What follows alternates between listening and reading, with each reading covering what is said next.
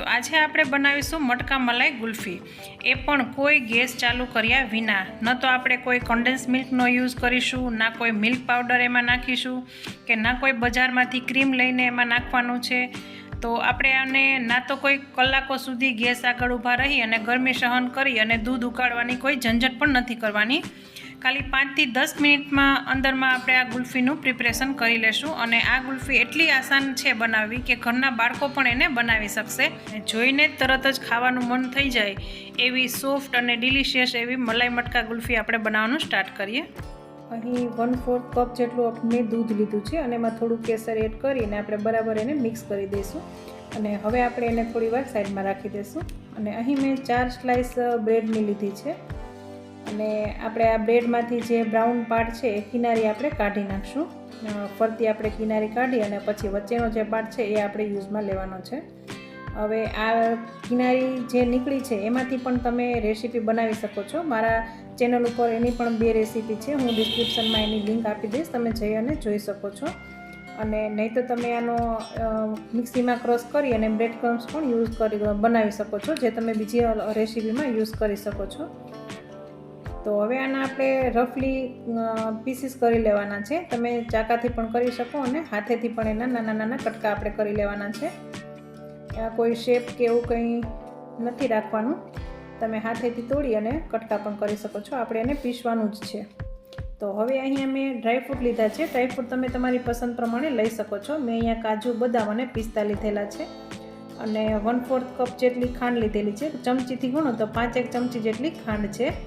અને 1 ચમચી મેં એલચીનો પાવડર નાખી અને મેં ક્રશ કરેલું છે. ડ્રાયફ્રૂટ તમે સ્કીપ પણ કરી શકો છો, પણ ડ્રાયફ્રૂટથી ટેસ્ટ ખૂબ જ સરસ આવશે, એટલે તમે એમાં જરૂરથી નાખજો.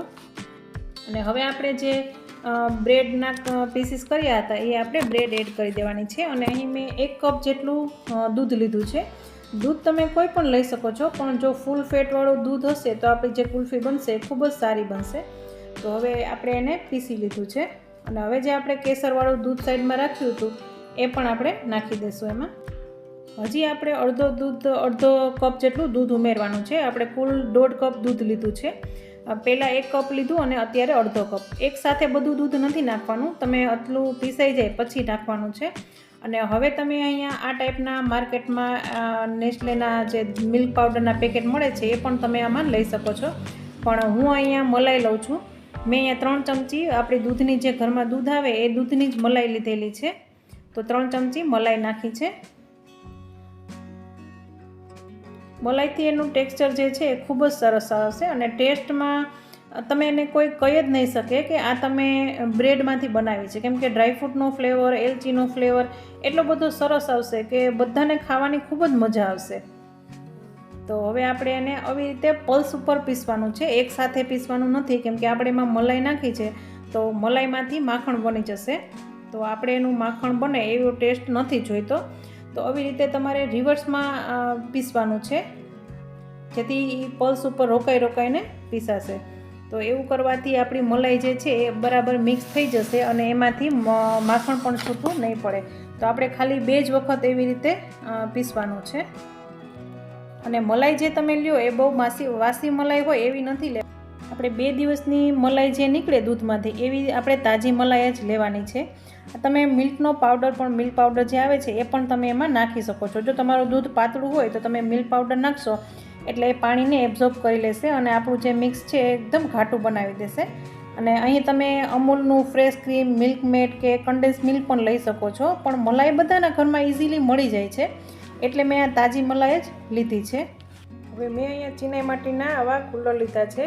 તમે અહીંયા આવો ગ્લાસ કે તમારી આગળ આવું કુલ્ફીનું મોડ હોય તો એ પણ તમે લઈ શકો છો. તો હવે આપણે ગુલ્ફી જે છે એ આમાં આપણે નાખી દઈશું. ફ્રેન્ડ્સ, જો તમને મારો વિડીયો પસંદ આવતો હોય તો પ્લીઝ એને લાઇક, શેર અને મારી ચેનલને સબસ્ક્રાઈબ કરવાનું બિલકુલ ના ભૂલશો. અને સાથે સાથે બેલ આઇકોનને પણ પ્રેસ કરજો, જેથી મારા નવી વિડીયોના નોટિફિકેશન જે છે એ તમને મળી રહે. અને ફ્રેન્ડ્સ, આ કુલ્ફી એકવાર તમે ટ્રાય જરૂરથી કરજો. અહીં આપણે કેસર અને ડ્રાયફ્રૂટ જે યુઝ કર્યું છે એમાંથી જો તમારા ઘરમાં કંઈ ન હોય તો તમે એને સ્કીપ પણ કરી શકો છો. એ બધું ઓપ્શનલ છે, પણ નાખશો તો એનો ટેસ્ટ ખૂબ જ સરસ આવશે. તો હવે અહીંયા આપણા 4 કુલર જે છે એ ભરાઈ ગયા છે. જો તમારી પાસે ડિસ્પોઝેબલ ચાના કપ કે એવું હોય તો તમે એમાં પણ આ કુલ્ફી જમાવી શકો છો. તો અહીં તમે એવી રીતે કરશો, નાની સાઇઝના લેશો તો તમે 8થી 10 કુલ્ફી આરામથી બનાવી શકશો. જ્યારે પણ કોઈ મહેમાન આવવાના હોય તો તમે 5 મિનિટમાં તૈયારી કરી અને કુલ્ફી જમાવી દેશો તો બધાને ખૂબ જ ભાવશે. તો ફ્રેન્ડ્સ, આપણા જે છે હવે એને મેં અહીંયા એલ્યુમિનિયમ ફોઇલ લીધું છે અને એને એવી રીતે પેક કરી અને આપણે ઉપર રબર ચડાવી દઈશું, જેથી ફ્રીઝરમાં આપણે મૂકીએ તો ઉપર જે બરફનું ક્રિસ્ટલ જામે છે એ નહીં જામે, ઉપર બરફની જે પરત આવે છે એ નહીં આવે અને આપણી જે કુલ્ફી છે એ એકદમ સોફ્ટ બનશે. તો હવે મેં આ બધા છે એને પેક કરી દીધા છે અને હવે આપણે 5 થી 6 કલાક માટે ફ્રીઝરમાં રાખી દઈશું. કલાક પછી હવે આપણી જે કુલ્ફી છે એને આપણે ખોલીએ. વાવ, જો કેટલી સરસ થઈ ગઈ છે. તો હવે આપણે એવી રીતે બધા જ જે છે એને આપણે કવર કાઢી લઈશું. તમે જોઈ શકો છો ફ્રેન્ડ્સ, દેખાવે પણ કેટલી સરસ થઈ છે.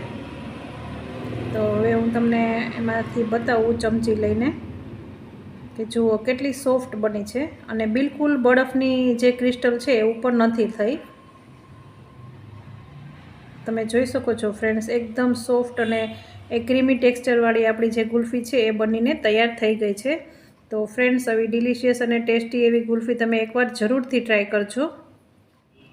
હવે જ્યારે પણ તમારે કુલ્ફી બનાવવાનું મન થશે તો તમને ગરમીમાં ઊભા રહી અને કલાકો સુધી દૂધ ઉકાળવાની અને ઘાટું કરવાની ઝંઝટ પણ નહીં કરવી પડે અને ઇઝીલી આ કુલ્ફી તમે બનાવી અને એન્જોય કરી શકશો. તમને બનાવવાની પણ મજા આવશે અને બાળકોને અને ઘરમાં મોટેરાઓને બધાને ખાવાની પણ એટલી જ મજા આવશે. તો ફ્રેન્ડ્સ, હવે આપણે આગલા વિડીયોમાં મળીએ. ત્યાં સુધી bye bye, take care and thank you for watching.